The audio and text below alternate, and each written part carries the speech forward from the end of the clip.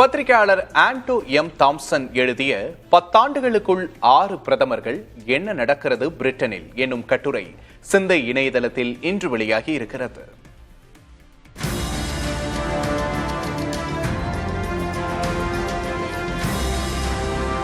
அரசியல் நிலைத்தன்மையின் அடையாளமாக கருதப்பட்ட பிரிட்டன் கடந்த 10 ஆண்டுகளில் அடுத்தடுத்து பிரதமர்களை மாற்றி கடுமையான அரசியல் நிலையற்ற தன்மையை சந்தித்து வருகிறது என்று ஆண்டோ எம் தாம்சன் எழுதிய இக்கட்டுரை விவரிக்கிறது.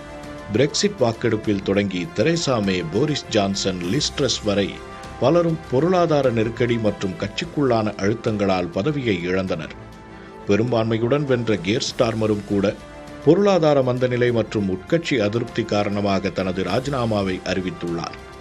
பிரிட்டனில் பொதுத் தேர்தல் பெரும்பான்மை மட்டும் ஒரு பிரதமரின் பதவியை காப்பாற்றாது.